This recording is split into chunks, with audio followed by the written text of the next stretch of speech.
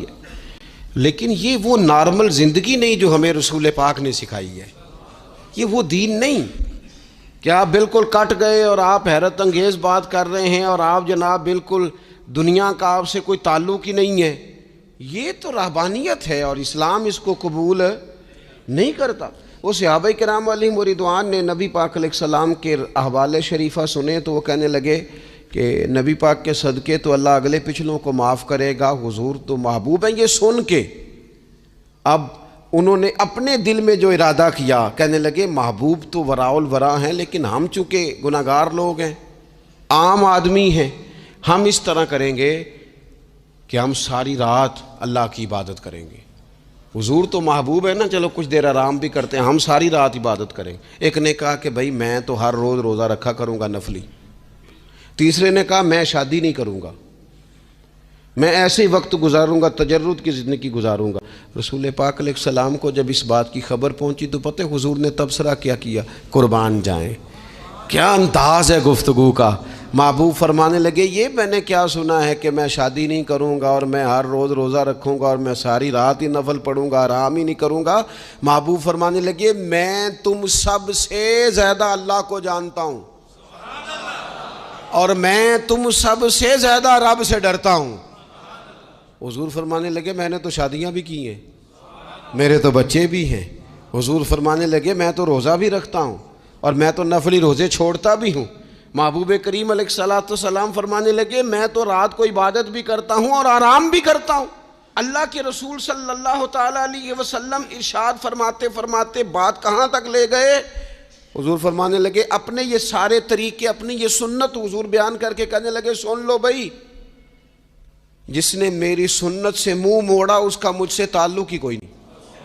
میرے طریقے پہ چلو، جو میں تمہارے لیے اسوہ چھوڑ کے جا رہا ہوں اس اسوے کو اپناؤ، اس طریقہ مبارکہ پر عمل کرو. اعتدال نہ چھوڑے کبھی بھی.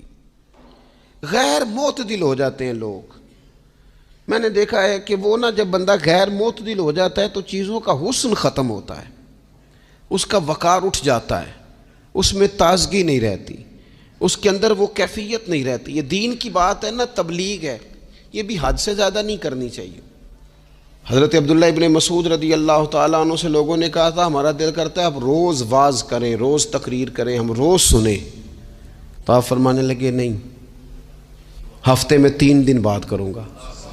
اتنی بات کریں گے جو معتدل رہے، جو حد سے زیادہ نہ بڑھے. وہ ہمارے ہاں رواج ہے نا 2.5 گھنٹے کی تقریر کا، 3 گھنٹے کی تقریر کا، 4 گھنٹے کی تقریر کا.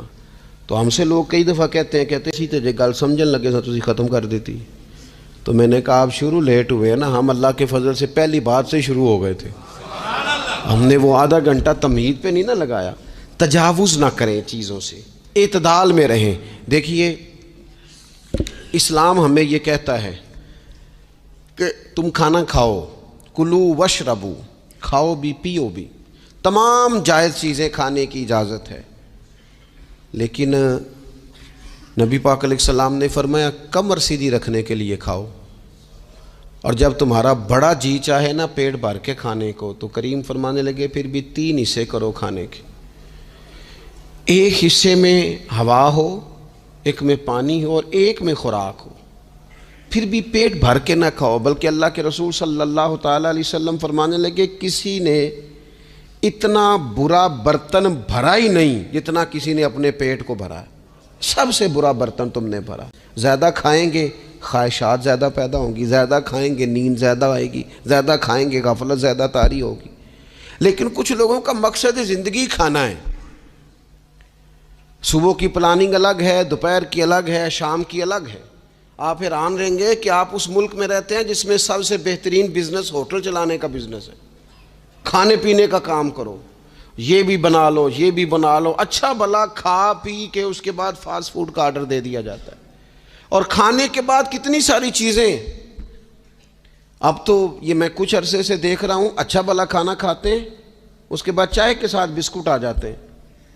میرا ایک غریب گھر سے تعلق ہے. ہم تو اس وقت چائے کے ساتھ بسکٹ کھاتے تھے، رس کھاتے تھے جب روٹی کوئی نہیں ہوتی تھی یا روٹی کھانے کا پروگرام نہیں ہوتا تھا، کوئی پرہیز چلتی تھی. لیکن اب وہ لوازمات چائے کے ساتھ، اب تو لوگ چائے کا، اب جی آپ کا کھانا نہیں پکانا، چائے پکانی ہے تو چلو ٹھیک ہے چائے پک گئی، اب وہ چائے پک رہی ہے، اس کے ساتھ جناب بھنا ہوا گوشت پڑا ہے، اس کے ساتھ پیزا آ گیا ہے، اس کے ساتھ فلانی چیز آ گئی، یہ کیا ہے جی؟ اچھا پھر وہ خواہش بھی ہوتی ہے بعض میزبانوں کی کہ اب یہ تعریف بھی کریں، وہ سارا کچھ رکھ کے تو ساتھ یہ بھی کہہ رہے ہوتے ہیں تساں چونکہ روٹی ڈاک چھڑی سی، لہذا پھر ہم نے نا یہ سارا کچھ کیا ہے، یعنی وہ کہہ رہے ہوتے ہیں کہ مہمان اب یہ کہے کہ او ہو آپ نے تو بڑا تکلف کر دیا ہے، اس کی کیا ضرورت تھی؟ تو کئی مہمان میری طرح کے بڑے پکے ہوتے ہیں، جو روز کے مہمان ہوتے ہیں نا بڑے پکے ہوتے ہیں، وہ تعریف شریف کوئی نہیں کرتے، وہ صاف ہی بات کرتے ہیں کہ تسی ایک شے رکھ دے تے اسی بھی چج نال کھا لیندے۔ اب تو یہ چکھنے چکھانے کا ہی ماحول ہے، کوئی ایک رکھتے یا ہماری مرضی کی رکھتے یا پوچھ لیتے کہ اس ٹائم روٹی کھانی ہے تو چلو ہم کھاتے۔ یہ لوازمات ہیں، یہ تکلفات ہیں، اس میں گھر والے بھی تکلیف میں، پیسہ بھی بعضوں کا ضائع۔ آپ کھانے کے لیے زندہ نہ رہیں، زندہ رہنے کے لیے کھانا کھائیں، اپنی طبیعت میں بوجھ نہ بنائیں کسی قسم کا۔ نبی پاک صلی اللہ تعالیٰ علیہ وسلم نے مومن کی شان پتہ کیا بیان کی؟ فرمایا کافر اور منافق 7 آنتوں سے کھاتا ہے اور مومن 1 سے کھاتا ہے۔ اتنا فرق ہے کافر منافق کے کھانے میں اور مسلمان کے کھانے میں۔ 6 گنا کم روٹی کھاتا ہے مسلمان، 6 گنا کم۔ حضرت عمر فاروق ملک کے شام میں حضرت ابو عبیدہ بن جراح سے ملنے کے لیے گئے تو کہنے لگے اتنی دور سے آیا ہوں، سپہ سالار اور روٹی تو کھلا۔ تو انہوں نے اپنے بیگ سے رات کا خشک ٹکڑا کھانے کا نکالا اور پانی کا پیالہ دے کے کہنے لگے عمر یہ لو کھا لو۔ تو حضرت فاروق اعظم کہنے لگے یہی وہ مزیدار روٹی تھی جس کے لیے میں تیرے پاس آیا تھا، یہی وہ کھانا تھا، میں تلاش کر رہا تھا کہ یہ تمہیں ملے گا۔ کدھر گئے وہ لوگ جو رات کے کھانے میں فریج بھی نہیں ہوتی تھی، رات کے کھانے میں تھوڑا پانی ڈال دیا اماں نے، اس کو 3-4 دفعہ ابال لیا، رات کی روٹیوں میں تھوڑا سا پانی اور تھوڑا سا گھی، پورا گھی نہیں، تھوڑا سا پانی اور تھوڑا سا گھی، اور ساتھ دادی نانی یہ بھی کہہ رہی ہے کہ یہ پانی سے ذرا نرم ہو جائے گی روٹی، اور پھر وہ کھانا کھایا جا رہا ہے۔ اس کے اندر نہ تو ڈاکٹر آپ کو یہ کہہ رہا ہے کہ یہ نقصان کا باعث ہے، نہ معدے پہ بوجھ بن رہا ہے، نہ اس کے لیے پھر بھائیوں کو جا کے پردیس کاٹنا پڑ رہا ہے، نہ باپ کو کئی قسم کی نوکریاں کرنی پڑ رہی ہیں، اعتدال میں گھر کے اندر ہی سارا کچھ مینج ہے۔ یہ وہ حسن ہے جو اسلام کہتا ہے تم غیر معتدل ہو گئے، تم حد سے بڑھ گئے، تم نے زندگی ساری کھانے پینے پہ لگا دی۔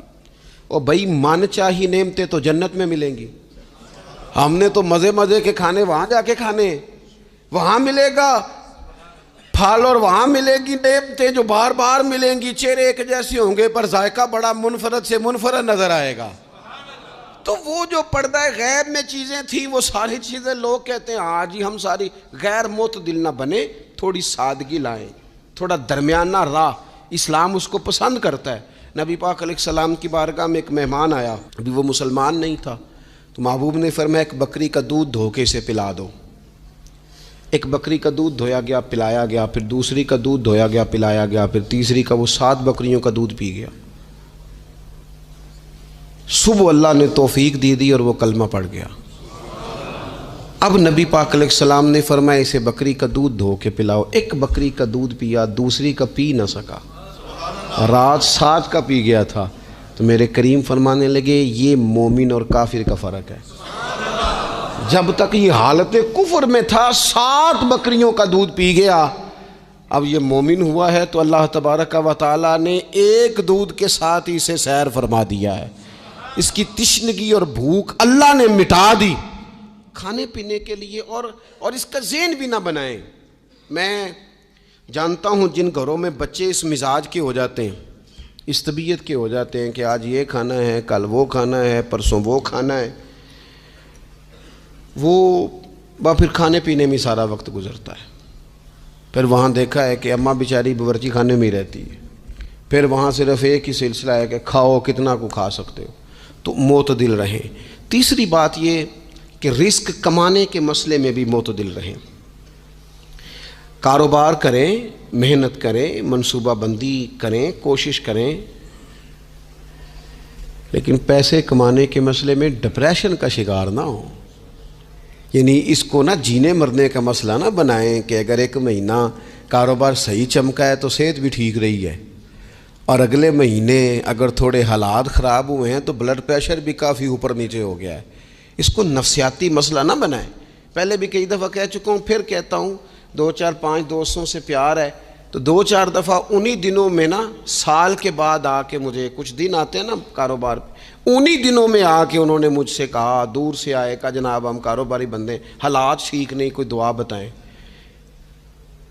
تو میں نے کہا جن دنوں ٹھیک ہوتے ہیں ان دنوں کیوں نہیں آتے؟ یا آج کل حالات بڑے اچھے ہیں، کچھ شکر کا طریقہ بتائیں، کیوں نہیں آتے؟ کیا فلسفہ ہم نے اختیار کر لیا ہے؟ رزق کا وعدہ اللہ کا ہے، اس کو کمانے میں اور پیسے کمانے میں محنت کرنے کا حکم دیا گیا ہے۔ نبی پاک علیہ الصلوۃ والسلام نے فرمایا جد و جہد کرو، نکلو، اللہ پہ بھروسہ کر کے نکلو، جس طرح وہ پرندوں کو روزی دیتا تمہیں بھی دے گا، لیکن اس میں نفسیاتی مسئلہ نہ بنایا جائے، نفسیاتی نہ بنایا جائے۔